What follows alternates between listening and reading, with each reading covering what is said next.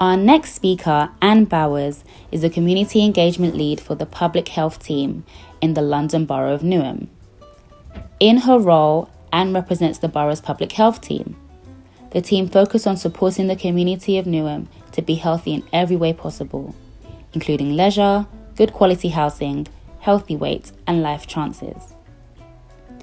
As the community engagement lead, Anne has created trusted collaborative relationships with communities across Newham to share information about COVID-19, including lockdown rules, keeping each other safe, support offers from Newham, and vaccine uptake. She has designed and implemented health champions, vaccine peer support, supportive conversations approach, and more. Anne also founded and coordinates the network of champions coordinators, and describes herself as a strategic advisor, change maker, and implementer of new things. Anne will be speaking to us today and sharing her knowledge and experiences of the COVID-19 pandemic within the borough. Please join me as we welcome Anne Bowers to Trinity Chapel.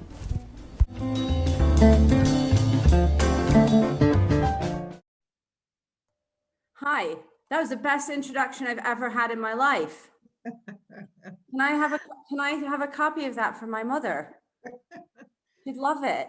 Particularly the one at the end with the person jumping and dancing, which is what I'm normally doing if I'm not on Zoom. So thank you so much for putting that together. So, and thank you so much for inviting me. My colleague Linda is here. I can see her. And I think my colleague Lizzie was going to join just because we want to make sure that we can answer as many questions as possible. So as that amazing musically backed montage said, I'm the lead for community engagement on COVID for the public health team in Newham. And the main part of my job is to talk to and listen to members of the Newham community. So hopefully I do that job justice this evening. What we're really conscious of conscious is the wrong word, in the public health team and wider in the council and in partnership with the hospital and with the GPs in Newham, we really want to make sure that everybody has a chance to ask any question that they have about the vaccine. You're going to have heard words like or phrases like vaccine hesitancy or vaccine myth or myth busting and that kind of thing. We don't use those words anymore in the team. We did at the very beginning, but we don't use them because they imply that questions are somehow wrong or somehow made up or somehow not legitimate. And they imply that hesitancy is the fault of the individual, that it's Remy or Lara or Debo or T or Topi, it's your problem that you're not taking the vaccine. And actually that's just not the case. The case is that every one of us is making a choice based on risk and based on the things we understand and the things that we trust. And it's our job in the public health team, it's our job in the council, it's our job with our GP partners in the hospital to give you all the information that you want for all the questions that you have, so that ultimately the balance is that you feel comfortable enough to have the vaccine.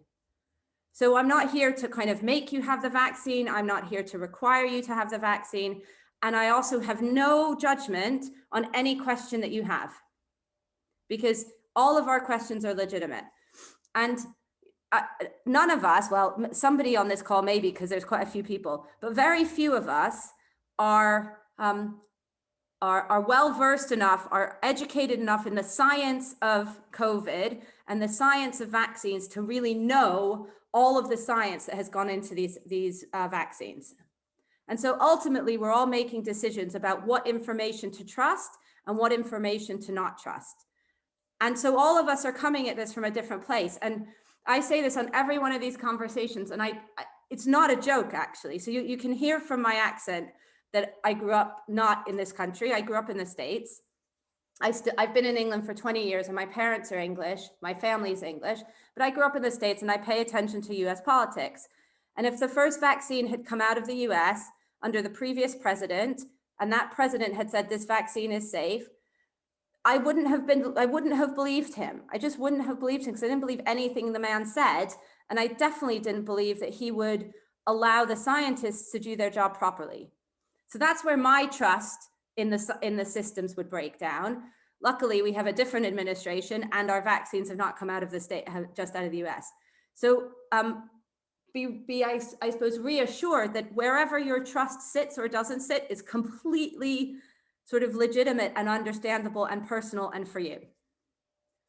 So in that spirit, as a public health team, we're doing a number of things. So we want to have as many of these conversations as people in the community want. So I'm more than happy to come again. I'm happy to come and speak to other groups that you're part of, etc. We also have something very new called vaccine peer supporters. Is anybody here a vaccine peer supporter? I can't see everybody's name. So there are 90 different people across Newham from all different backgrounds. We have, I think, 15 different languages, including Asian languages, African languages, European languages. People speak all different languages. And a peer supporter has had training in two things. They've had training in how to listen and respond to questions, and they've had training in some of the information about the vaccine. And then they also have regular access to me and the rest of the public health team through a WhatsApp group and through regular drop-ins.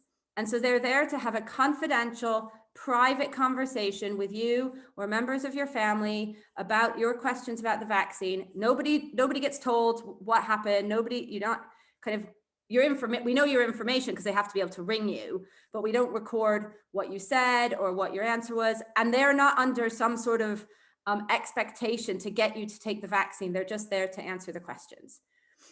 We also have regular public question and answer sessions that people are welcome to come to, and we're in the process of putting some more focused sessions together. So that's what and the other thing that we're doing, and I don't know if Trinity Chapel's been involved in this yet, but we're giving a bit of money to organizations in the community so that they can have these conversations with people in their community, because ultimately, I'm not the right person to have these conversations with everybody, right? There are some people who will find having a conversation with me useful and they might trust what I say. And there's some people who it's just not, I'm just not the right person. You know, I don't share, my kids don't go to the same school, or I don't go to the same church, or my heritage is different, or just the language I use to describe things doesn't work. And that's completely understandable. And so the vaccine peer supporters and the investment into community groups is designed so that people can have conversations with whomever they want.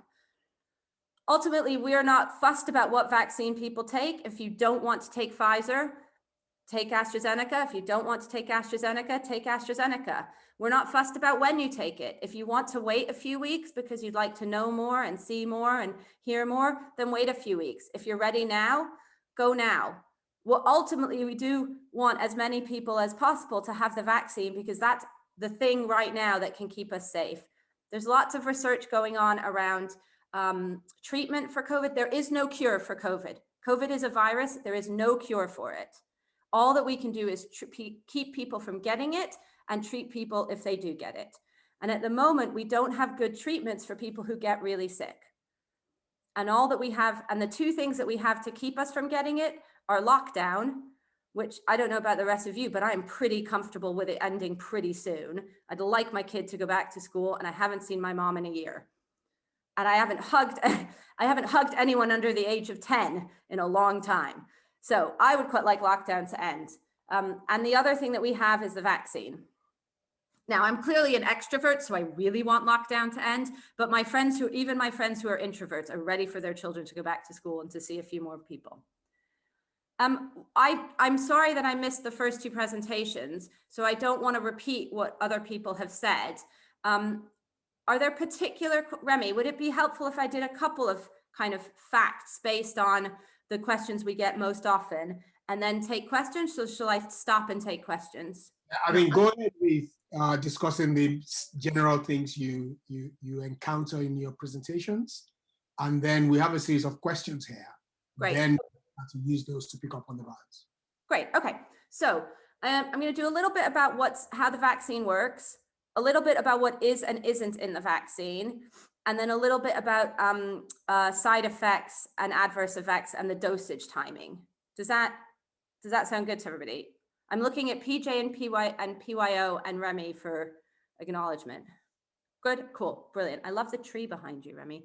So In terms of how vaccines work, all vaccines tell our body that it has been ill with a particular virus, and then our fighter factory, our factory that makes fighter cells, that creates our antibodies, goes into production and produces what I call fighter cells and what doctors will call antibodies and T cells, but I'm not a doctor, fighter cells for that specific virus. So if the virus does show up, we're ready to respond.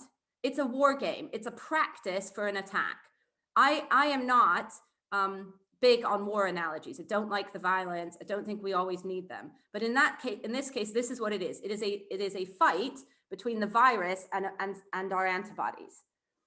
And that is how vaccines work. Some vaccines do that by giving us a tiny, tiny bit of that virus. And some vaccines do that by giving us something fake, a bit like sweetener instead of sugar. And the COVID vaccines all do it by giving us something fake. There is no COVID in the COVID vaccine. You cannot get COVID from having the COVID vaccine. And I know that that reassures me, because when, knock on wood, hopefully one day I get my vaccine, because I don't have underlying health conditions and I'm 40, I'm nearly 45, so I'm not in the group yet. When I get my vaccine, if I wake up the next morning with a headache and a fever, I am going to really like knowing there's no COVID in that vaccine, because I'll be scared. I'll be like, maybe that was a mistake. So there's no COVID in the vaccine. There's just a message that says to your body, think that you've had COVID, now create the antibodies for COVID. And that's how it works. And the difference between Pfizer and AstraZeneca is how that message is delivered. Pfizer delivers it through something called mRNA, which is nothing to do with your DNA, but it's messenger RNA. It's a code. And Oxford delivers it with a different virus, which has been used in lots of vaccines and doesn't affect humans at all, but you can attach a bit of like the color of COVID or the gloves of COVID or the hat of COVID, but not the whole COVID to it, so that your body thinks that you've had COVID. So that's how the vaccine works. Because the vaccine is telling your body to do something it doesn't do on a regular basis, or do it at the amount it doesn't do on a regular basis, you can have side effects. So it's like if you normally walk a mile, you've now walked 5 that day, and most of us would be tired. So that's what's happening. And you can get a fever, you can get aches and pains, you can feel like you've got sort of the flu for 2 or 3 days if you have the vaccine. And those are side effects. Those are very normal. Those are expected. About kind of 10 in every 100 people get them. We're hearing that more people get them on AstraZeneca than on Pfizer, but we don't have any real data on that. That's just based on kind of the anecdotal feedback. That is because your body is doing something it wouldn't normally do. And frankly, it's much better than COVID. I don't know. I'm really lucky. So far, I haven't had COVID. Everybody I know who has had COVID, including people my relatively young age, in their 30s, their 40s, so relatively young for COVID, feel awful, just awful for a few weeks, and often have very strange after effects around taste and smell and those kinds of things. So 2 days of a bit of flu that you can treat with paracetamol, on balance, is better than 2.5 weeks, 3 weeks of COVID, plus the neurological impact COVID can have, let alone long COVID, which is, we're hearing more and more. There have been adverse events, and Ruth, I've seen that you've put something in the chat that says a friend of yours is on a ventilator as a result of the vaccine interacting with her current medication. So that's the first I've heard of anything like that. In all of the research that we've seen, in all of the studies, there is a chance that your friend is unfortunately on high flow oxygen as a result of other things happening at the same time as the vaccine was taken. So you can still get COVID for a few weeks after you've had your vaccine. It really kicks in after 3 weeks. And we have been vaccinating the oldest and the illest. And so other things have happened to people even as they've had their vaccine. And there have been people who have very sadly died after their vaccine, but their dying and their vaccine are not related. And every single one of these what is called adverse events, bad things that happen basically after the vaccine, are investigated really, really thoroughly. And none of them have been none of the deaths have been a result of the vaccine. There have been I think it's something like 20 or 30 people who have had allergic reactions to Pfizer. They have been people who have had really bad allergies and have had, do you know what EpiPens are? That you do this with an EpiPen, or this actually in your thigh, I think. It's an immediate shot of adrenaline, and people with very bad penicillin or bee sting allergies, things like that, shellfish, carry them. Everyone who's had an allergic reaction has been someone with that kind of scale of allergy and has responded immediately and been okay. But if you do have severe allergies, from what we know, AstraZeneca, there's been no allergic reactions to AstraZeneca. There have been, fewer allergic reactions to Pfizer than, say, people having car accidents on the way to get their vaccine. But there have been allergic reactions to Pfizer, and I'm not gonna, I'm gonna tell you everything I know. So if you're worried, from an allergy perspective, you can have AstraZeneca. There's no COVID.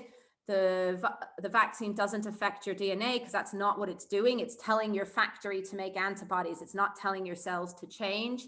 There are no fetal cells in any of the vaccines. There's no egg or other animal products in any of the vaccines. They don't affect fertility for men or women. And it's really worth remembering that fertility is not just something women think about, and it's not just something women of childbearing or near childbearing age think about. Any of us who are grandparents or have parents when we were of childbearing age know that grandparents think about fertility, or people who want to be grandparents think about fertility just as much as those of us who are thinking about having children. So fertility is everybody, can be a question of everybody. It doesn't affect fertility. You can have the vaccine if you're breastfeeding. If you're pregnant, if you're actually with child, and this is for women because that's who's carrying children, then it's worth speaking to your GP. All the evidence so far says it's safe for being pregnant. I'll come on to the choice question in just a minute. That's a really good question. The answer is yes, but there's a specific way you do it. Okay, so that's the vaccine. That's what's in it. That's what it does or doesn't do to our bodies. The first and second dose question. So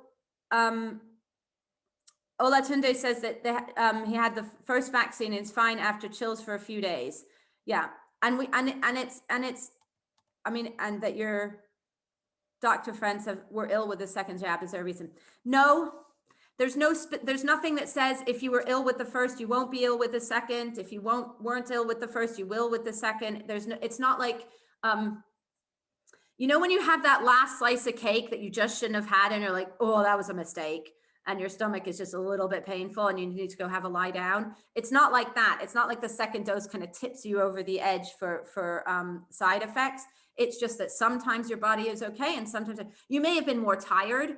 You may have had it at a different time of day. If you're a woman, it may be a different point in your cycle. Like, there's all sorts of things that influence whether you're going to feel bad from the side effects of a vaccine, and it isn't predictable. Some young people have it and older people don't. It's just it appears at the moment random.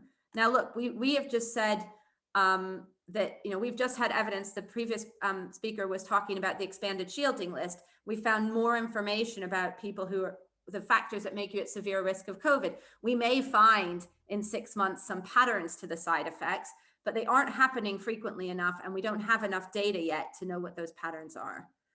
I'll talk about the first and second dose, and then I will come to the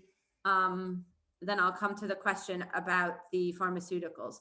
Also, there's really bad traffic lighting outside my house, and if I go like this, it's because someone nearly had an accident. I'm not sure what's going on. We need to speak to Thames Water. It's a problem. So the first and second dose. I want you to please think about a thing that you cook. I'm big on cooking analogies. Think about something you cook that has a minimum amount of time it needs to cook for, and then different people want to cook it for longer. I use boiled eggs in all my presentations, except for when I was at a Gurdwara and remembered that eggs are not something that are eaten. But it might be rice, it could be potatoes, it could be cake, it could be pasta, whatever it is it could be your cup of tea and how long you keep your tea bag in, right? There's a minimum requirement before that thing is safe, and then you can let it go for longer. That's what the 3 weeks is. The 3 weeks is a minimum requirement. And I didn't understand that for a while. And I was nervous. I didn't like answering the 3-week, 12-week question because it didn't feel really clear. And I had a conversation with a few scientists about it. And what happened was, or is, COVID is and was killing so many people that as soon as a vaccine was safe enough for the regulator to approve it, it got approved. And so as soon as we knew that 3 weeks was good enough, was keeping people safe, was absolutely safe and had a good enough effect that it was worth starting to use, then the regulator looked at the data and approved the vaccine. That doesn't mean that 4 weeks, 5 weeks, 6 weeks, 7 weeks is not a good idea. It just means that 3 weeks is the minimum. You cannot eat the egg before 3 weeks. You should not have we do not give a second dose vaccine before 3 weeks. After 3 weeks, there's no reason to not wait longer. The reason this government decided, our government decided to do 12 weeks is that we had lots and lots and lots of people getting, so the first dose and the second dose are the same stuff. They're the same drug, as it were. They're the same material, the same vaccine. So if you have 10 doses and they give about 70% protection on the first dose, let's vaccinate 10 people to 70% rather than 5 people fully. Okay, same with, back to my food. If you have enough food to keep everyone from being super hungry, why not give everybody some food and leave nobody hungry rather than making 5 or 10 people overfull and the rest of us really hungry? And so that's why in England, in the UK, we have gone beyond 3 weeks. In other countries where their death rates and their transmission rates weren't so high, fine. But here, we wanted to protect everybody, all 120 of us, to a good level, and then come back and start protecting the rest, all of us, to the total amount rather than just protect the first screen that I can see, which is 20 of us, and say to the rest 100 of you, whatever, we'll come to you when we get to you. The second dose at the moment is the same vaccine that you have received as your first dose. So if you have Pfizer, you'll have Pfizer. If you've had AZ, Oxford AstraZeneca, you'll have Oxford AstraZeneca. That may change. The only reason that would change, the only way that will change, is if the research is robust enough to say it's safe. It is not going to change because we've run out of one of them. It's not going to change because one is cheaper. It's not going to change because one is easier to store. It will change because the science says it's safe enough. And once the science says it's safe enough, then we go to things like how quickly can we get people vaccinated to their second dose. You should not have a dose of vaccine if you have tested positive for COVID. You need to wait 28 days between testing positive for COVID and having your vaccine. That's not because your vaccine will hurt you because you've had COVID. That's because one of the signs of an allergic reaction is a fever, and one of the signs of COVID is a fever, and we want to know which one it is. And again, that really reassured me, because that made me think, feel like the scientists had really thought about everything that could tell them what was going wrong with the vaccine and make sure that they knew it was about the vaccine. And that's the only reason. If you have COVID and you don't know, it's fine because you don't have a fever. So there's no way to confuse your vaccine fever or your vaccine aches with your COVID aches, because you have no COVID aches. You can wait longer than 28 days, but you should wait a minimum of 28 days. If you've had COVID, you should still have the vaccine. And the main reason for that is that your COVID antibodies from being ill are to the specific form of COVID that you have, whereas the vaccine has a number of different forms of COVID it can protect you from. Not all of them. I'll come to the variants in a second. Not all of them, but more than the antibodies you would develop just from being ill. The variants. So the variants are a little scary. I'm a little scared. I'm not going to, lie to you. They make me nervous. So again, something I've looked at and asked about a lot. The vaccines, with the exception of the variant, which is I think called B119, we also try not to call variants by countries, because we think that creates a sort of, it's the South African variant that's bad. Well, obviously it's the South African variant that's bad, because we know about South Africans, they're a bit of a disaster. So or the Kent, well, we all know what we think about people who live in Kent, since we live in London, fine. So the South African variant is called B119 or B199. That's the first variant where the vaccine doesn't seem to be as effective as the others. 2 things to remember about that. 3 things, actually. One is there isn't very much of it here. So these vaccines are still good for the COVID we have around us. Second thing is COVID doesn't flip. It doesn't change to be like, once the new variant arrives, not all COVID viruses go, oh, I want to be that one instead of this one. That one's cooler. Let me go be that. COVID viruses are what they are. They in and of themselves don't change. So if we are surrounded by the virus from those suburbanites out in Kent, that's the virus we're going to be surrounded by. And then the third thing is that we're really, really paying attention. So that's how we know there are variants, and that's how the vaccine manufacturers can pretty immediately start to work on the vaccine to update it to meet these variants. And the really cool thing about the mRNA in particular is it's a really easy, in vaccine sense, thing to reprogram. It's like those signs on the M25 that tell you to go 60, 50, or 40, right? And they normally tell you to go 40. If you can change it, you can change it within weeks and months rather than years. And so by catching the variants and noticing the variants and then doing the research on the vaccines to the variants, we can start to respond really quickly. We don't know if you're going to have to take the vaccine more than once. So if it's going to be like the flu or like MMR, where you just need a booster, or it's a one-off. And we don't know about what it does with children yet. So we're still researching under 16s. And we don't know a lot about what it does to actually stop transmission. So if, for example, Kemi had the vaccine and then went to see Janet, I'm just picking people's names who are on my screen, so apologies for highlighting you. But if Kemi went to see Janet and Janet hadn't had her vaccine, Kemi could still pass COVID to her because the vaccine isn't killing the virus, it's just protecting you from the virus itself. So that's why we still follow lockdown rules, even though you've had the vaccine. I did get asked by someone the other day if she's had the vaccine and her mother's had the vaccine, could they hug? So I'm going to put my public health hat on and tell you, no, there are lockdown rules. We need to keep following the lockdown rules. Unless they are in your bubble, you can't break those rules. I am not going to tell somebody not to hug their mom with my me hat on. So, but those are risks. And at the moment, for at least 3 weeks, you're not protected, and it doesn't stop transmission. So if you haven't hugged your mom for a year, maybe wait another few months. I don't know.